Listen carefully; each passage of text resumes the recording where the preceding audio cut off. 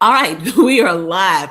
I had the countdown going, but we weren't live. So, welcome to Emotional Intelligence in Real Life. Hi, I'm Thesha Jenkins, the EQ coach, and it has been a minute since I have been here to share with you here on LinkedIn and all the other platforms. And I am super excited this evening. I had the opportunity back in November to speak at a conference, and there were some amazing people from all around Houston who are doing some really great work in our nonprofits.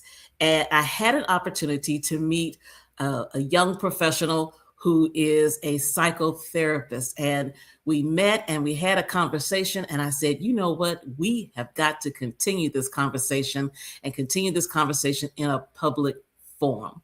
So this evening, I will be having a conversation with Ms. Talisa Dixon, psychotherapist, CEO, and founder of Harmony Rising Therapy and Consulting. And so she's going to be sharing with us tonight about emotional intelligence and using it. The topic is going to be the pause. It's going to be about the pause, but just a little more information about her, and then I'm going to bring her up. She is the founder of of Harmony Rising Therapy and Consulting. She helps people start within self awareness. That is the key, self awareness. And as you come in, please say hi. She wants team members to know that you do not need your leaders' participation and growth, that we are responsible as employees, as team members for our own professional growth. Her work with high achieving, deeply capable women who are managing impossible levels of stress also has been part of the foundation of the work that she does. And so tonight, I want you to please help me welcome Talisa Dixon, psychotherapist, as she tells us about the pause. Talisa, hey. Hey, thank you so much for having me. Well, thank you. And thank you for helping me to relaunch doing these conversations. We've got people coming in. I think you are extremely popular. We've got Misty East, Maria De Jesus Chamnes, and I'm hoping I pronounced that correctly. Tomdalin, good. It has been a long I time. told you a lot of people Welcome. know. Yeah, yes. Yes. Hi, everybody. Hi, Missy. Hi, Maria. Hi, Tondalyn. Well, all right, let's dive in. I did a brief intro. However, go ahead and share with our audience, get it so everybody's getting situated as they come in, just a little bit more about you and your consulting work. So, first, let me say thank you so much for even having me in this space and to have this conversation that's extremely needed. But I think a lot of people are talking about emotional intelligence, but you allowed me, a clinician, you welcomed me into this space to kind of fill the gap between the science of it, right? And so, how do you do this stuff in real life? What are some of the tools to take away in real life? So my name is Talisa Dixon. I am the founder and CEO and psychotherapist at Harmony Rising. What I do is I have a twofold program, and I offer clinical services to individuals, couples, and groups. And I also do program architecture for nonprofit organizations. And what that is basically is I help them with their internal strategy so that they can elevate or improve their external presence, being able to build from within so that they can actually show their funders this is the impact that we've made, right? This is the presence that we have in the community. And so I've been on this journey for a little while, right? I've been in therapy and in counseling and social service world for nearly 20 years. I think whenever I tell people that, and I'm always asked like, what, how old are you? And I'm like, no, I promise you, I've been doing this for almost 20 years. But you know, my stomping grounds, I'm from Chicago, and I just was really, I learned a lot in Chicago and working in the inner city with boys and families and children. And so I'm just so grateful to have this opportunity now in Houston to impact communities in a different way. Awesome. And you're exactly right. The day that we met, when you share with me that you've been doing this work 20 years, I think I very humbly asked, may I ask how old you are? Because I couldn't believe it. I could not believe it. And so definitely 20 years of experience in doing this work. Well, let's go ahead. I want to dive in. Okay. Everybody has come to this conversation, and those who will watch the replay are wanting to know about the pause. So tell us about the pause. So, what is a pause, right? So, on the surface, I think Google would probably describe the pause as the space between a situation and a behavior, right? The response versus the reaction. That's what the pause is. As a clinician, I try to describe it in a very, the complexities behind a pause. For me, the pause is the internal awareness, right? It's the opportunity to be able to have knowledge and tools about what my emotions are, right? Having that emotional intelligence, but also being able to quickly do a body scan, right? So a lot of people will feel like, oh, the pause is silence. The pause is not silence. The pause is not emotional shutdown. The pause is not avoidance. The pause is awareness. And so being able to take a break, check your body, check your surroundings, and know what's happening. In my private practice, I use polyvagal, and polyvagal theory talks about understanding our emotions in a different way. So I like to describe this, and give me a minute to be a little nerdy so we can get some foundation of the science behind the pause, right? Um, how this works is polyvagal, poly, right, meaning two. There's a vagus nerve, and so there's a ventral vagal nerve, and then there's a dorsal vagal nerve. What polyvagal says is that we have a green light, a yellow light, and a red light. Our green light is our ventral vagal, which is our social engagement. It is our awareness. It is where we're happy. It's where we're flowing. We're going, right? And so now we have our yellow light, which is our sympathetic nervous system. It is our fight or flight. And then we have the red, which is our dorsal. And the dorsal is the emotional shutdown. It's the avoidance. It's the dissociation. It's chronic dissociation. And so how does that work, right? How do we tie this in and everything? So, Thesha, let me introduce you to your brain. So hold your hand up. All right. Close, thumb in, thumb in. This is your brain, right? This is your prefrontal cortex. We think from our prefrontal cortex, right? This is our rational thinking. When we are not thinking from here, we are thinking from our amygdala. So we're going to have a flip lid, and this is our amygdala. Our amygdala is our emotions, and emotions, while it's important to know your emotions, emotions is data, right? Emotions do not have intellect. It is data. It is important for us to know what is happening, but we should not allow our emotions to hijack us. So if we open the thumb, in the palm of our hand is our hippocampus. And our hippocampus controls our memory, right? Good, bad, or indifferent, it's stored in your hippocampus, right? Your childhood trauma, the car accident, the death in the family, domestic violence, all of that is here. So now you got your amygdala that is touching your hippocampus. And when there are stressors, your body doesn't know the difference. So your body is now hijacked by this emotion. And because you are unable to identify what that emotion is, and you don't have tools to pause, it sends a signal down your vagus nerve. Your vagus nerve comes from your brain to your heart, to your lungs, to your stomach, and even to your toy box. So your vagus nerve goes all the way down, right? So when we have the opportunity to learn how to pause, we are able to close our lid, right? How that works, right? How does this science, how do we bring it all home? Well, our brain only can send 20% of neurons, signals, teaching, directions to our body. So that means I got this emotion that doesn't have intelligence, that is sending signals to my body to behave a certain way, and only 20%. So, what we should be doing is using our bodies, which is 80%. Our bodies send 80% of the signals to our brain to do this.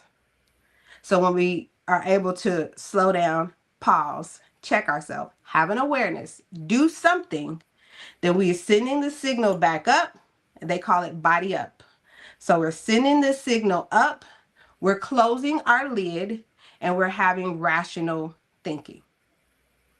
Thank you for letting me be a little nerdy real quick. And I'm going to say you're not being nerdy. One of the things I have several little phrases, and one of the phrases that I like to use is make it make sense, which is why I want to have these emotional intelligence in real life, because emotional intelligence has been around since the late 90s. However, I think sometimes it's just a term that's thrown out there. Yes. And I want to help people to make it make sense. I'm on a journey to make it make sense. And so what you just did is making it make sense. Now, there's some other questions I want to ask. However, some things came up for me. Okay. Knowing that one of the areas that you focus on is actually working with staff, and we'll come back to that in one of the questions. However, thinking about organizations at large, top layer leadership, CEOs, middle management, and then team members. Based on everything you went through, talking about the need to take the pause, and when you talked about the hippocampus, and as you begin to share all the different things, one of the things that I have really become interested in and teaching on is trauma-informed workplaces. And Yes. everything you mentioned, Talisa, is in our workplace. Yes. And so this probably folds into that question, but based on everything that you shared that is lying here in that hippocampus, and you think about all the people in our workplace, in one sentence, share why that pause is so necessary based on everything you just said, because my mind just started rolling about all the people who showed up to work at 8 o'clock, 9 o'clock today, in this part right here. Right. So why this is necessary is because when we have stressors, our stressors can't tell the difference between the experiences that we had from our childhood. Our brains see them as the same. And so our brain responds the same because it feels like, oh, there's a threat. So it's important to have the tools to pause so that you can identify, this is not a threat, right? This is not a danger zone. But our brains, because of the stress, it tells us that we're right back on we're riding that same wave, right? And we're not. Sometimes it is a dysregulated workplace. Sometimes it is you work in the emergency room. Sometimes it is a supervisor who is dysregulated. Sometimes it's military based, right? But our brains say, I'm the little kid, that someone's coming in here to harm me all over again. Yeah. And then we react. Exactly. So thank you for the work that you're doing. It's so very needed, because what comes up for me, once upon a time, I was an HR director, and sometimes people go like, oh, what is wrong with these people? And what I realized after 30 years of doing work in domestic violence, not that everyone has been impacted by domestic violence. However, here's the point, that all the adults who show up to work, that many of them are still children on the inside. Absolutely. Yes. Absolutely. Yes. Our lid is flipped. Your inner child is running amok. Yeah. Yeah. Yeah. And so with that, what does the pause actually look like in practice?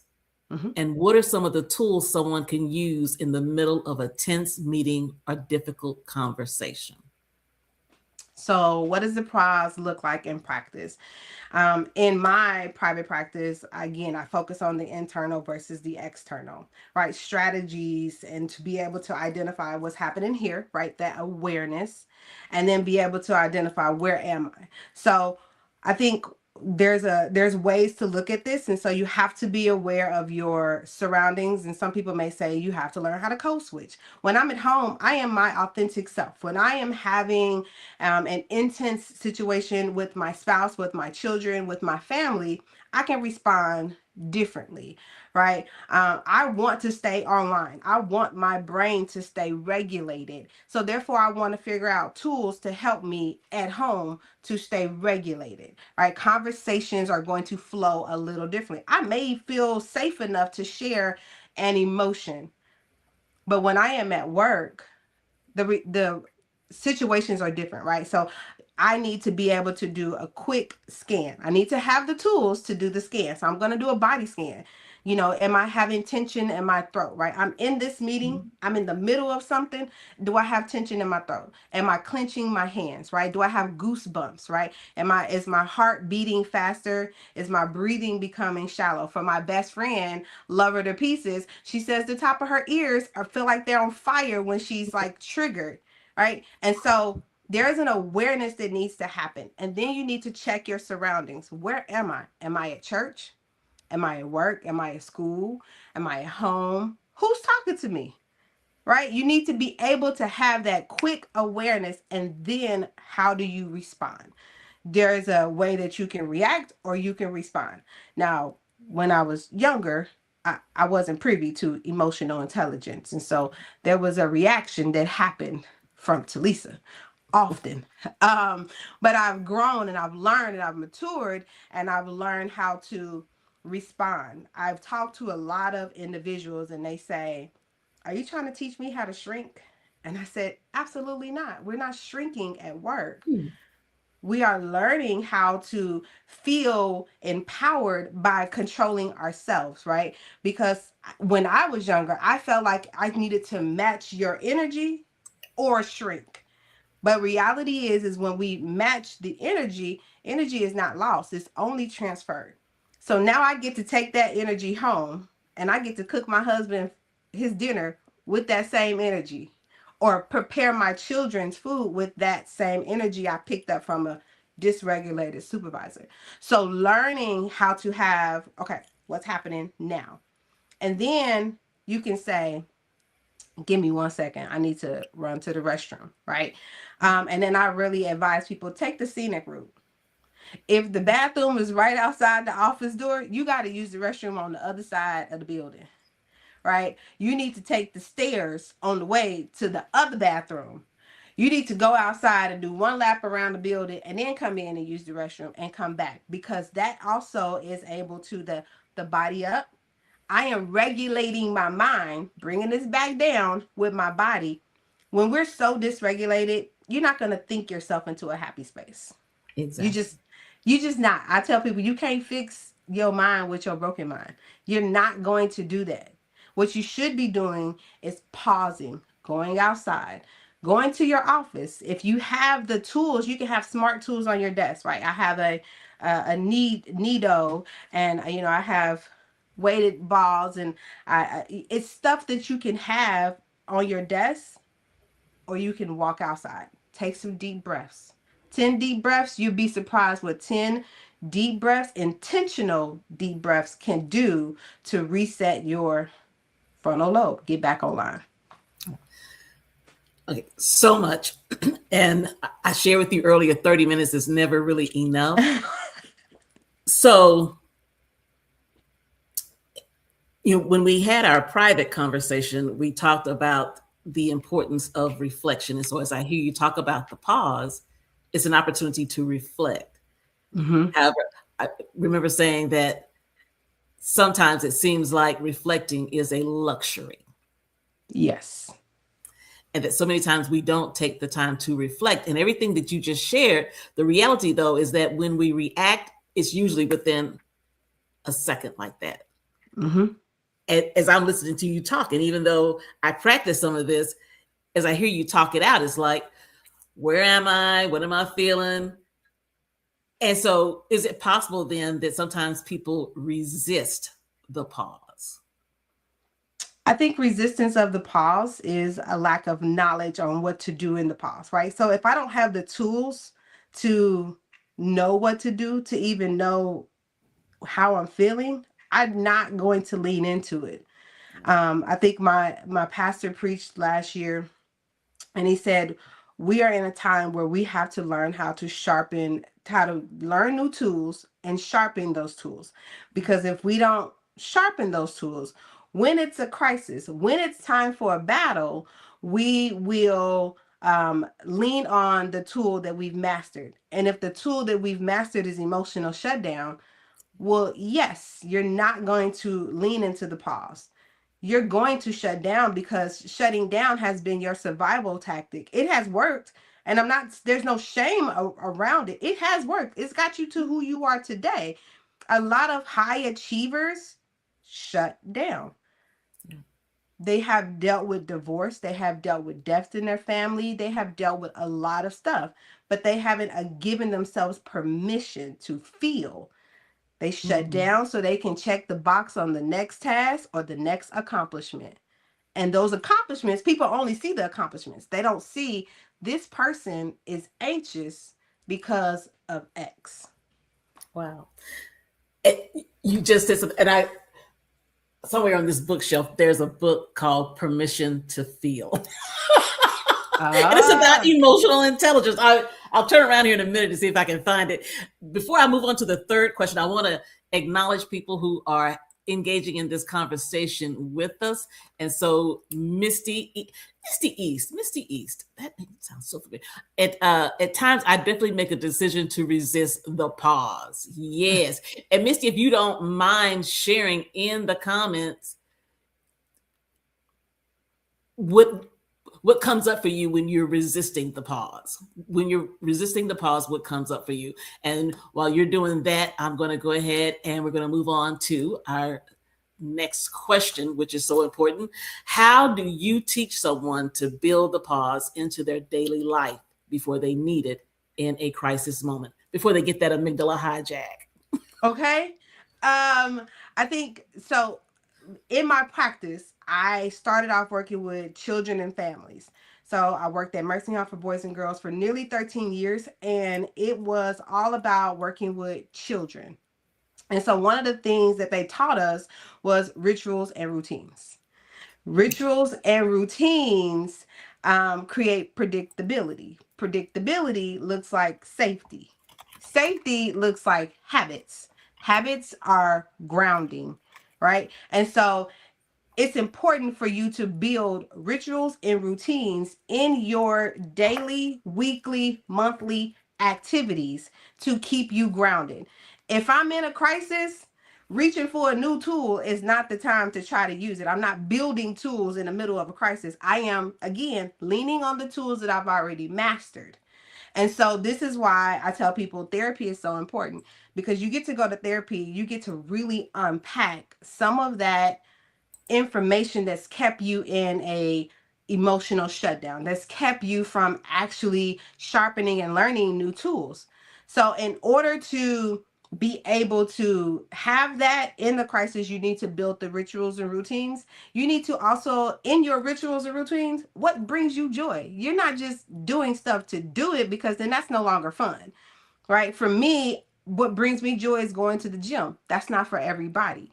But I tell people what brings you joy. Some people say swimming, walking, going to the arts, right? Going to see a play, going on fishing, right? What brings you joy and build it in so that you have the capacity that now when there's a crisis, oh, I know how to handle this. I know I'm gonna take 10 breaths, and when I get off work, I'm going on a walk.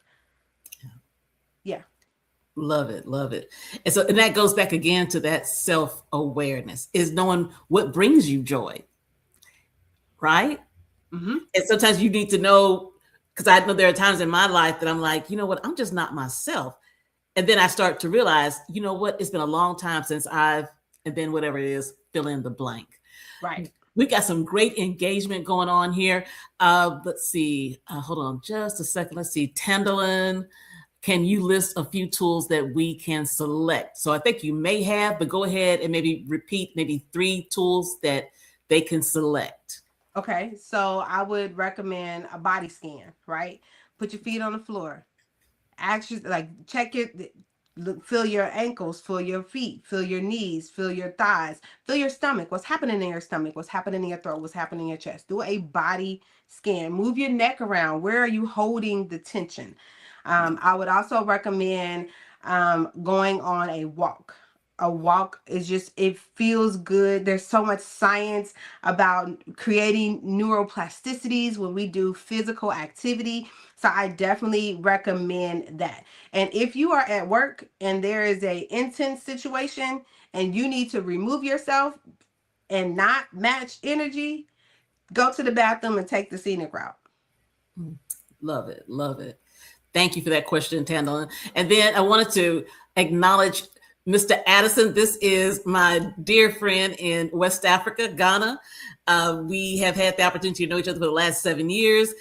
He's always so kind and generous to me when I go there. We do some work there together, and he is creating a whole emotional intelligence movement in Ghana. So thank you for being with us this evening, Mr. Addison. I'm going to have to get you back on here. I'm surprised you're up this late because it's 5 hours ahead there. I want to come back to Misty, and then we're going to end with your final question. Hey, Samson Mason has said that this is some amazing information. Thank you so much for joining us this evening, Mr. Mason. And so back to Misty. She was kind enough to share with us. So she says, when she resists the pause, it is when it's been a long day and I come home and everyone, including the dogs, need me. I'm tired, dysregulated, and I choose to ignore the pause. I choose peace from reacting instead of responding. Those kids are relentless. Yes. And I think sometimes we're just empty, and so therefore self-awareness goes out the window. Impulse control goes out the window. Right, and so maybe to even add to this is that it doesn't mean that you're on the wrong track. It doesn't mean that you're not being successful. We're going to have those days where we're just going to resist because we're tired. We're overwhelmed. Well, because the pause is actually work. And so if you would have to do some work in that pause. But I've been recently been introduced to a woman, and she wrote a book, Rest is Resistance. And it's called The Nap Ministry. And so I tell people, take a nap. Lean into the nap. Lean into sitting down and doing nothing, right? I felt like doing nothing. I felt guilty in it. And now I'm like, I got this. I can get a PhD in resting. Yeah. That's a whole nother conversation. And I think that that's really women. Sometimes we have a hard time just. Right. Yeah. We've been trained that we need to be always doing something. Yes. And sometimes something means just taking care of ourselves. Well, so here's my last question for you. Most EQ, emotional intelligence training, is aimed at leaders. Why did you choose to focus on the employee instead? Because I am the employee. I have lived in that space. I have taken home dysregulated energy from a supervisor.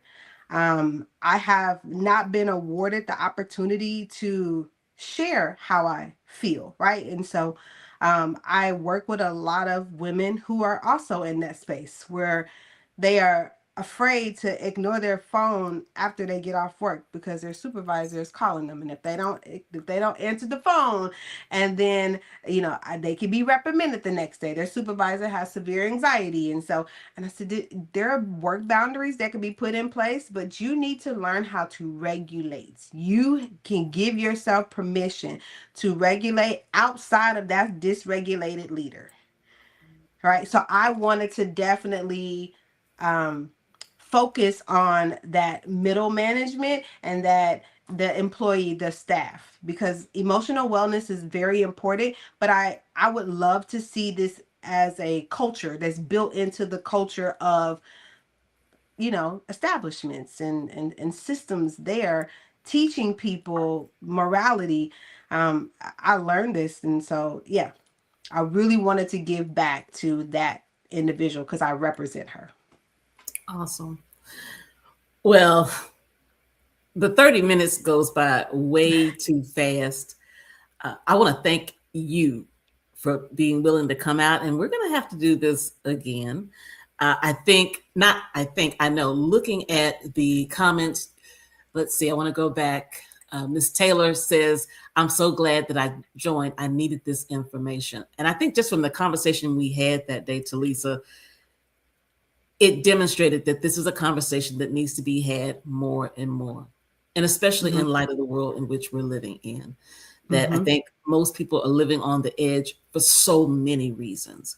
Mm-hmm. So thank you, Ms. Taylor, for joining. I'm glad that this was beneficial for you. Ms. Thornton says, I feel guilty as well when I do nothing. And so again, that's a whole conversation, I think, is just being able to relax. You know, we often hear the phrase about self-care, and I think it's even deeper than that. I think we have to ask ourselves, which goes back to what you was so important to you about self-awareness, is saying, why? Why can't I just sit and do nothing? Why? Why Yes. can't I just take a nap? And I know that there are several narratives that run through my mind why I feel as though I always have to be doing something. And so I think that's a conversation that we really need to dig a little bit deeper into. See, Miss Gilkey Benjamin, love this. Yes, please do this again. Awesome. Well, as we come to a close, I always like for my guests to have some final parting words. And so if you were to sum up this conversation, sum up your message, whatever it is that you want to do, what is the final words that you want to share with the audience tonight and for those who will watch the replay? So I would like to say, if you heard something and you say, I understand what you're saying intellectually, I get it, right? But I don't know how to develop those tools alone. I don't know how to identify these emotions because I've been in this space for so many years. I want to recommend that you find yourself a skilled therapist that is goal oriented to get you unstuck, because you need to have an awareness of what's happening. You deserve emotional, internal safety, and your nervous system deserves safety. Thank you. And you may reach Ms. Dixon by visiting her website, harmonyrisingco.com. I'll keep it there scrolling, so please definitely check her out online. She is a therapist, and so again, check her out, because one of the things that for the last 30 years, I've done training with law enforcement officers, crisis advocates. And the thing that I have started asking over the last few years is, how are you taking care of you? Mm-hmm. We have to take care of ourselves, and especially those of us who are working in nonprofit arenas, where funding is being cut on a regular basis, where many organizations are having to you may have signed up for one job and you now have taken on 2 additional jobs. The fact and reality is that one person I know says, life be lifing. We Life never be know life. from the next day to the next what we're going to be facing, whether it's in the workplace or if it's in our personal lives. And so sometimes part of the pause is actually reaching out to a trained professional. So Mm-hmm. thank you. Thank you for the work that you do. And Thank you. I think we've got a couple more comments and then we are going to sign off. Let's see. Ms. Gilkey Benjamin, yes, ma'am. I said I was stuck a couple of weeks ago. Thank you. Goal-oriented therapies. Yes, got to have. I do believe in therapy. All Amen. right. Everyone, we will see you next time. I will be coming back at least twice a month to have conversations with individuals all around the world. We're going to have to bring my friend, Mr. Addison, back from West Africa, having conversations about emotional intelligence in real life, making it make sense. And remember, pause.